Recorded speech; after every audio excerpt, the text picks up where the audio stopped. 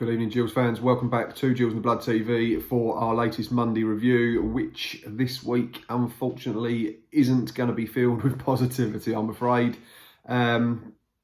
Worst performance at home of the season. We labelled it, myself and Boz, after the match day live on Saturday. Lost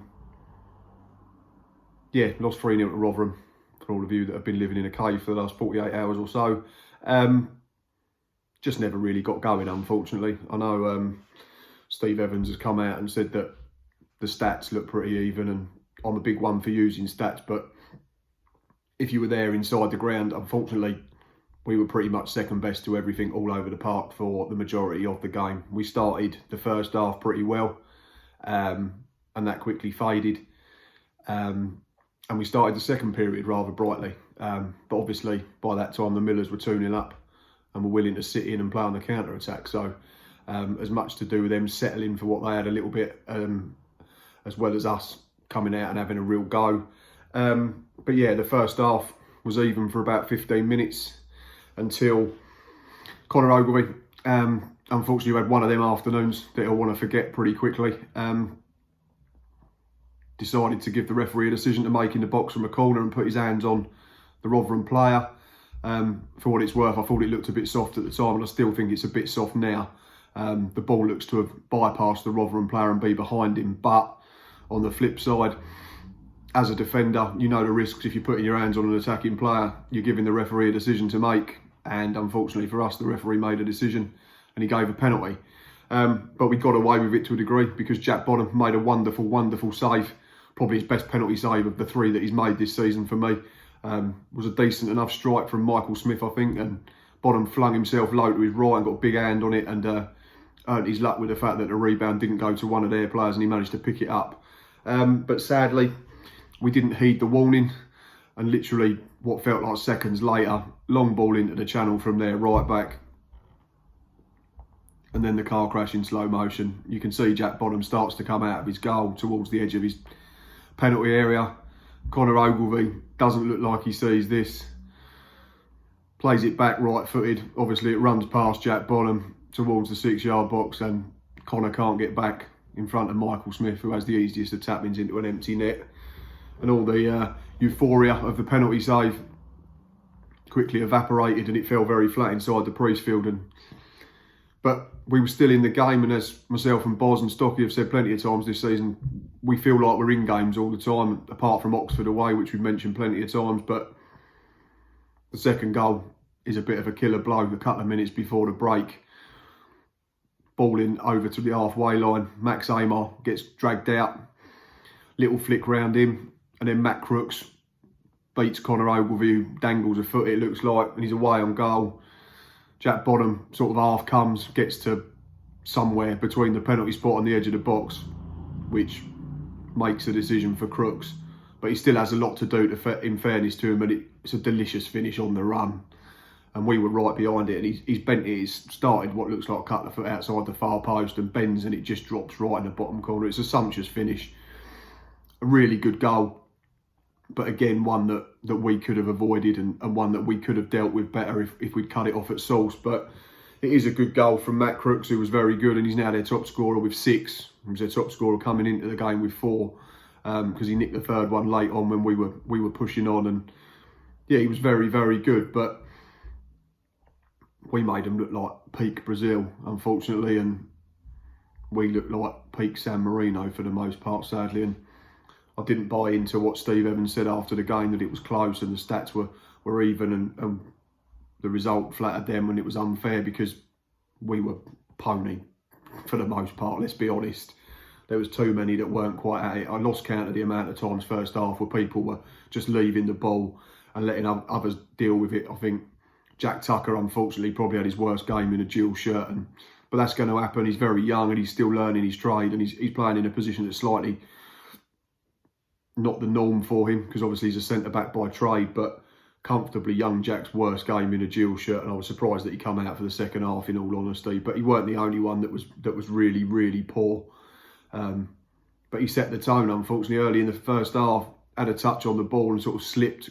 It looked like his studs got caught in the turf and the bloke just pinched it off him, and then there was an incident where there was a back heel, I think, from one of their players on the byline, and it took Max Amar out of the game, and he turns around and looks and points, and no one else runs towards it, and we got away with that. We got away with the penalty.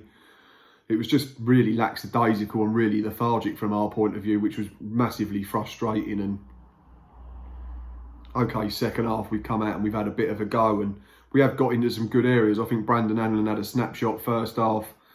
We've had a ball from Regan Charles Cook fizzed across the box that they've managed to defend and clear last ditch early on in the second period. And if that had got across, then Brandon Allen would have had a tap in for 2-1. And I think Michael and Jolly's had a couple of snapshots when he was introduced. Ollie Lee's hit one down the throat of the keeper, but it's from 25 yards and it's a routine save for Daniel Everson. And I think the only time he was really extended was when Mark Byrne was played in and he made a smart stop, spread himself and made himself really big. And like I say, Matt Crooks pinched another one late on the break, and 3-0 didn't flatter them at all, to be honest. It was just a really, really poor day at the office. And the headline on the back of Monday's Medway Messenger is "We can see it too." Steve Evans is aware of the fact that we are missing a natural goal scorer, someone who's going to be clinical in and around the penalty box and the 6-yard box. And for all their hard work and effort, Mika Mandron and Brandon Anlin and Alex Jakubiak, Mika and Jolly, none of them look like 20-goal a season players. And said it once, I say it 100 times, I think we had to hope that them four would spread around sort of 25 goals between them. If you're looking at a couple of them getting 10, a couple of them getting sort of half a dozen or 8 each, and a couple of them getting 6 each. Alex Jakubiak's our top scorer still with 4, and he's not scored since the 7th of September. So that tells you all you need to know at the moment. And yeah, unfortunately, we've been poor for the last few weeks. We've only scored 3 in our last 5 games in the league, and I know we've had a good clean sheet and a point at Pompey there, and we've had a good 1-0 win against Accrington and a decent point on the road against Shrewsbury as well. So that's, you know, the positive side of it. But the last 2 home games haven't been good enough, and up until Peterborough we'd been decent at home. We'd won 3 of the first 6, I think it was, and we'd taken 10 points from 18. Well, it's now 10 points from 24 because we've given Peterborough a 2-goal start, threatened to get back into that game, could have maybe earned a point. We've given Rotherham a 2-goal head start, and in both fixtures we're chasing it second half because we're making it too easy for them. And for what it's worth, I don't think Rotherham will be in the playoffs this year. I didn't see enough from them that says to me they'll challenge for automatic promotion. I think there's probably 6 better teams in the division. But they'll be competitive. Paul Warren's done a great job there ever since he took over. Like I said in the preview on Thursday, they've lost a few players from when they got promoted out of this division a couple of seasons ago. And they'll do all right. If they add in January, then maybe they can get themselves into the top 6, but at the moment I've not seen enough from them. But yeah, just a little bit concerned about us at the moment. The goals have dried up massively, like I've already mentioned, and we're having to have so many chances to score. That's the frustrating thing. And someone put a poll on the Facebook page of ours this weekend, and which squad do you think's better? And I think on the whole, for what it's worth, my opinion, if you want to listen to it, is that I think we look more balanced and have better options on the whole this season. But on the flip side of that, we are missing a Tom Eaves who's going to get you a goal out of nothing, score a half chance, earn you a point when you're not playing well. Like I say, at the moment we tend to create a few chances, but we need a few chances to put one away, and that's always going to cause you an issue. And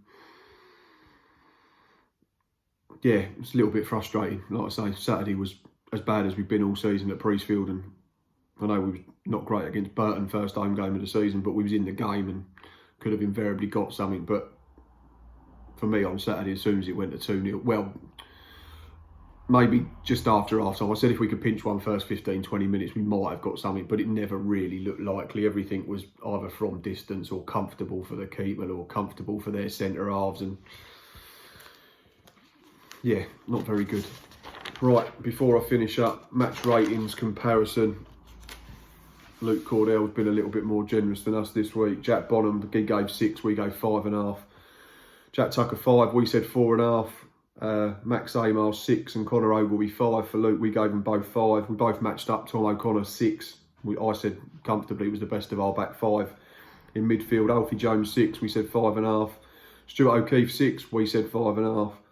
Mark Burns 7, we gave 6.5. So we had him down as the best player. Both gave Regan Charles Cook a 6. Was a little bit surprised that he was brought off because he seemed to be one of very few second period that was trying to make things happen. Both gave Alex Jakubiak a 5. And Luke gave Brandon Hanlon a 6, and we said 5.5. Mikel and Jolly, we both said 6. Ollie Lee was given a 6 by Luke, and we said 5.5. And we gave Mark Marshall a 5, and Luke didn't give him a rating because he wasn't on for long enough. But yeah, not a very good day. And something we have to put right pretty quickly. We've got a tough FA Cup game coming up this coming Saturday as we travel to the Stadium of Light for a 1 PM kickoff. I think they've won both their home games under Phil Parkinson since he took over. We lost up there last season 4-2 in an entertaining game, and it's going to be tricky. And then it's a home game against a struggling Lincoln side, I think, the week after, which would be a good opportunity to get ourselves back on the horse and back on track, because the last 2 home fixtures simply haven't been good enough. Defensively, we've been lax. Like I said, we've given teams 2-goal starts, which you simply cannot afford to do at this level, and it's making life hard for ourselves. And yeah, anyway, I'll be back Thursday for a weekly roundup and a match preview.